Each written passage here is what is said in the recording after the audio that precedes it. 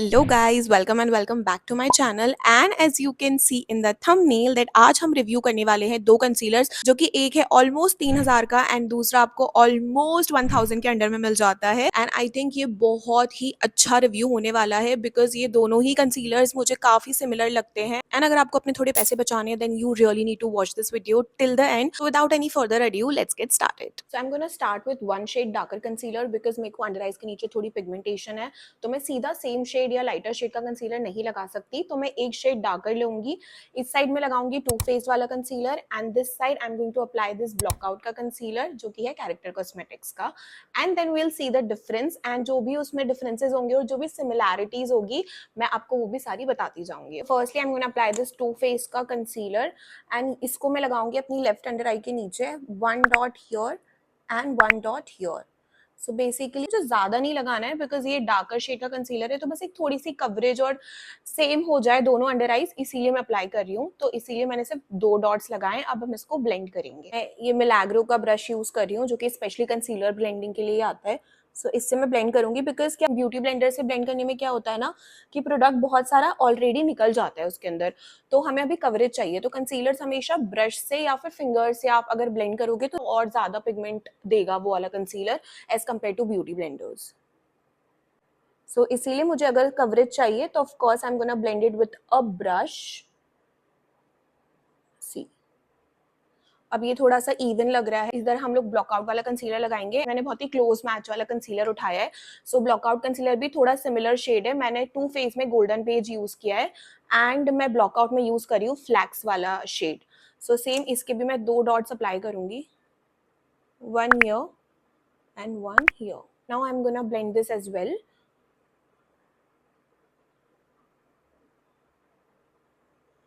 सी अब मैंने एक चीज नोटिस करी है कि ये वाला जो कंसीलर है ये ब्लेंड होने में लाइक थोड़ा सा टाइम लगता है, बट जो ब्लॉकआउट वाला कंसीलर है ना वो बहुत स्मूथ है। इट्स लाइक वो बहुत इजीली ब्लेंड हो जाते हैं। मतलब थोड़ा सा भी टिप अप्लाई करिए आपने एंड इतनी स्मूथली वो ब्लेंड हो जाएगा कि आपको कोई भी एफर्ट्स नहीं डालने पड़ते। जो शेड है थोड़ा सा ज्यादा वार्मर है। ये वाला इतना वार्म नहीं लग रहा है जितना ये लग रहा है मुझे। ये वाला ज्यादा येलो लग रहा है। तो ऑफकोर्स क्योंकि डिफरेंट ब्रांड्स हैं, डिफरेंट शेड्स है तो थोड़ा मिसमैच होगा, but I think we will work it out. हम इवन बना देंगे उसको भी। तो अब मैं अपने शेड का कंसीलर लगाऊंगी जो कि है आमंड शेड टू फेस्ड का मेरा, ताकि ये जो येलो येलो है थोड़ा सा डार्क है ना ये थोड़ा सा सेटल हो जाए। तो इसका भी मैं सेम दो डॉट्स लूंगी, one year and one year. Brush को मैं एक बार थोड़ा सा टिश्यू पेपर पे साफ कर लेती हूँ बिकॉज हमने एक शेड डार्कर लगाया था तो थोड़ा सा प्रोडक्ट ये वाला हटा देते हैं। नाउ अब इसको ब्लेंड कर देते हैं फटाफट से। बिकॉज टू फेस जो है ना इसकी कंसिस्टेंसी जो है थोड़ी सी, मतलब मैं बोलूंगी थोड़ा सा हाई कवरेज है। दोनों ही हाई कवरेज है बट ये वाला जो है थोड़ा सा ड्राइंग फॉर्मूला है, जल्दी ड्राई हो जाता है। तो इसको एकदम लगाने के लाइक आपको सिर्फ 15 सेकेंड्स रखना है एंड देन उसको ब्लेंड कर दो, नहीं तो वो सूख जाएगा।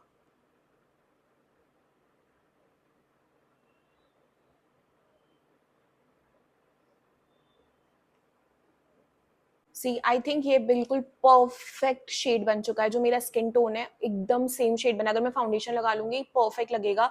ना ये येलो जा रहा है ज्यादा, ना ही ये डार्क जा रहा है एकदम, और ना ही बहुत ज्यादा लाइट है, एकदम मेरा शेड है। ऑफ कोर्स अगर आपको और लाइटर शेड चाहिए तो आप इस पे हाईलाइटिंग कर कंसीलर लगा सकते हो, which means one shade lighter concealer then your skin. तो वो भी अगर आप लगाओगे तो थोड़ा सा और व्हाइट हो जाएगा, बट मुझे अभी एकदम सटल लुक रखना है, सेम शेड रखना है, तो इसलिए मैंने ऐसे करा है। एंड लुक कितना फ्लॉलेसली ये ब्लेंड हुआ है अंडर आइज के नीचे। नाउ सेम दिस साइड हम ब्लॉकआउट वाला कंसीलर यूज करेंगे कैरेक्टर कॉस्मेटिक्स का and this is in the shade shell जो कि ये भी मेरा शेड ही है। एंड मैं थोड़ा सा लाइट शेड ले रही हूँ इस वाले का बिकॉज ये थोड़ा ज्यादा वार्म है और येलो टोन में लग रहा है, तो थोड़ा ज्यादा मैंने लाइट शेड लिया है ताकि एकदम इवन हो जाए। इसके भी मैं एक डॉट यहाँ एंड एक डॉट यहाँ लगाऊंगी। Just keep it for like 15 seconds. एकदम से ब्लेंड नहीं करना चाहिए बिकॉज फिर वो निकल जाता है प्रोडक्ट। 15-20 सेकंड्स रखना है।